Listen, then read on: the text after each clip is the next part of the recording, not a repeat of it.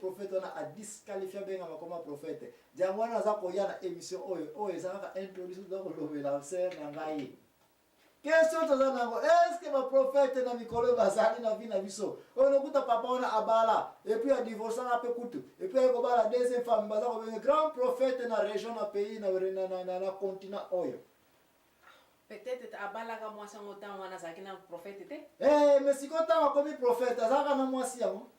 Azu mwasi mususu. Bien, c'est pour vous dire que nous avons la table entre ba prophète marié na ba prophète célibataire ba Nazareth ba nani ngo ba qualifier na miso zangi ba ba prophète na ba nani ngo ba koisa musala ki prophète ke nzambe toza koya est-ce que garda musala prophète be asia elongola wana mabele oyo toza koya émission est très sensible mais allez dire nous azo na été ba verset biblique za koya tonto bana ko supporter yango mama ani na moni o koyisu kozala na ata 2 ou 3 cas ya passé place oyo na ebiye ko benda challenge na société na biso que na émission la vérité ba lobi était ba prophète ba la raté un vrai prophète ne peut pas être un mari o koyisu ko supporter au moment quel susu na quelques bateaux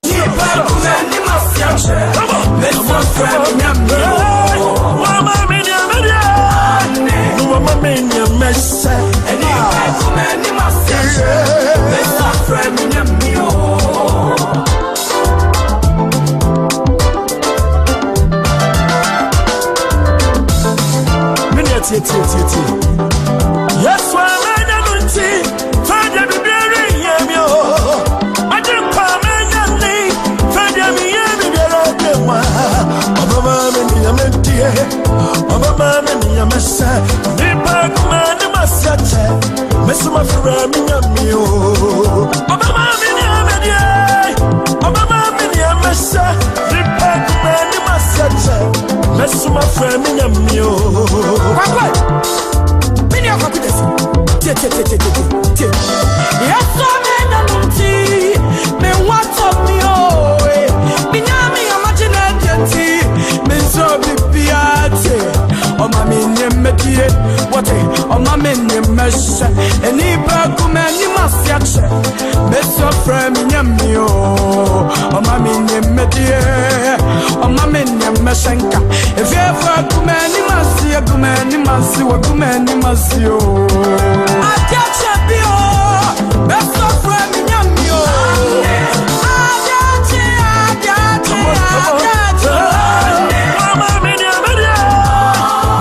menya messe eni kuma ni masia best of friend ni masio na wa mama de medie na wa mama de messe eni kuma ni masia best of friend nyamio ajache bio best my friend nyamio ajache bio messu mama menya mente mama menya messe eni kuma ni masia best my friend nyamio mama menya mente mama menya messe eni kuma ni masia ni masia friend ni masia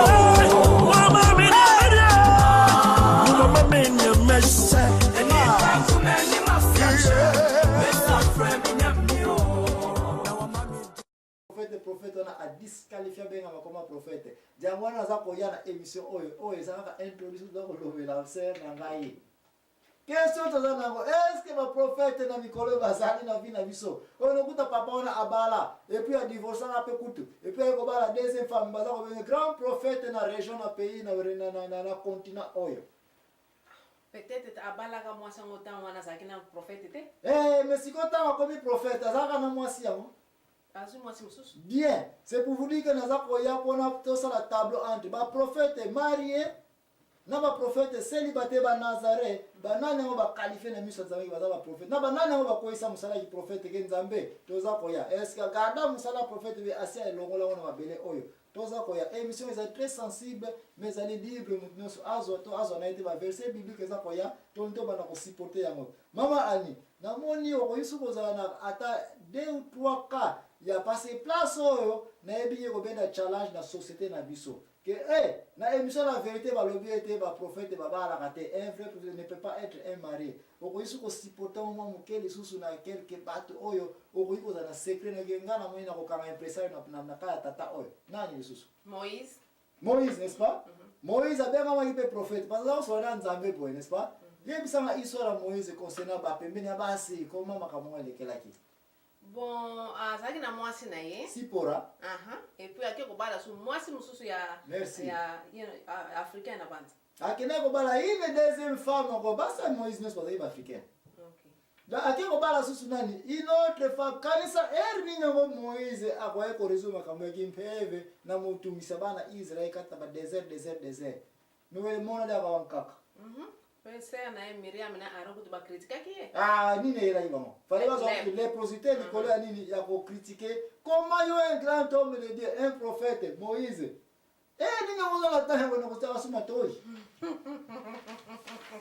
Ne place wana mama anipona batu mi bataka kate pona supporter les kamona za koloba awa. Moïse tanga ya bala deuxième femme tanga ba chapitre ya Bible tanga la Bible zate ke ekota kana ba détail nyonso. Mokito yako toni sa sale nyonso plena ba papier. Okoya komona te tangu Moïse abali deuxième femme na yona immédiatement Bible est changé na angle monsieur komi kolobela trouble ya Israël kotambola ekomi gauche droite kutoke na ngomba batu na simatika osala nini batika kosala ngombe na bango edikeko nde ayewa na kanda esalie nde koya komona ete toke ne gauche tozonga droite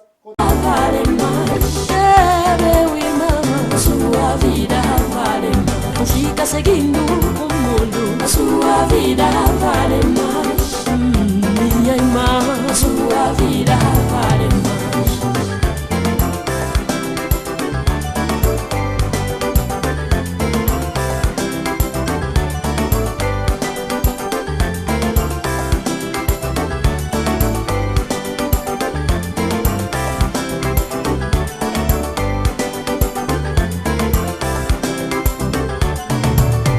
Não fica seguindo a moda, a sua vida vale mais. Não fica seguindo o quimbombo, a sua vida vale mais. Não fica seguindo a cerveja, a sua vida vale mais. Não fica seguindo o caporoto, a sua vida vale mais. Não fica seguindo mulher do outro, a sua vida vale mais.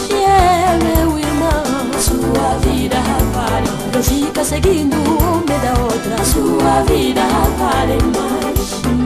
Minha irmã, a sua vida vale mais. Não fica seguindo o mundo, a sua vida vale mais. Meu irmão, a sua vida vale mais. Não fica seguindo o mundo, a sua vida vale mais.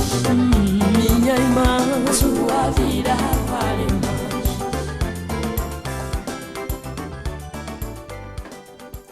Ni mutilatika Moïse ndenge naza koyebisa yo ete tama ye kozwa deuxième mwasi akomi occupé avec deux femmes tokende mosika te tozonga droit tokende liboso ya komona te kilo ya bonzambe ya Abraham ya nani ya tata Moïse eyaki na okobanda ja kokita batu nyonso oyo basalela nzambe na niveau ya babengami te baprofete to bakoma na niveau komona na un peu comme si ce sont des prophètes bakomaki baprofete ya solo mais na niveau ya makasi te soki bakoki kobenga baprophète na niveau ya vraiment supérieur parce que baprophète baza divisé na groupe ya des grands prophètes et des prophètes des petits prophètes ndikambo eza na Bible na kopesa bino baverset biso za ko ya place oyo mokanda nzambe ezali koloba des grands prophètes et des petits prophètes nzambe ye moka za ko reconnaître groupe ya baprophète ezali donc Moïse peut a disqualifié na groupe ya les grands prophètes parce que amonaki azaki marié dire que un prophète oyi kozala marié te mais na lobby bien un prophète ya nzambe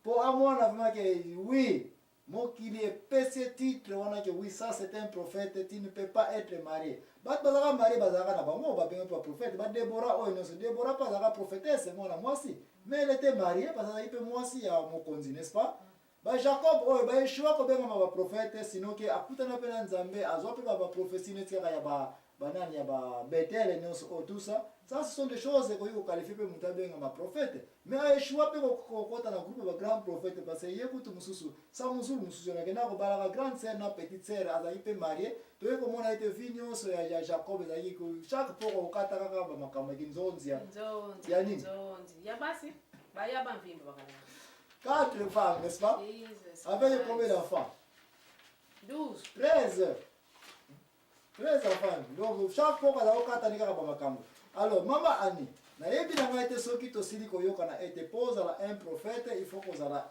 normalement un célibataire un nazaré batu bazali oyo ba qualifier na misala ya Nzambe na niveau ya très makasi bazalaki na pembeni ya basi te différence ya makasi okoya komona ete batenetika ba Daniel o bana mike batombola bango batenetika ba Samuel oyo bana mike avant kutabota déjà ce sont des nazaré batia okata bango sukite ba bière tika okota na nini na banzoto na bango te ba Eli oza komona kosaka na bango te ba Élisée nyonso ce sont des petits enfants tant ba bengi bango na mosala ya Nzambe oyo ce sont des nazaré ba Jésus Christ nyonso ce sont des nazaré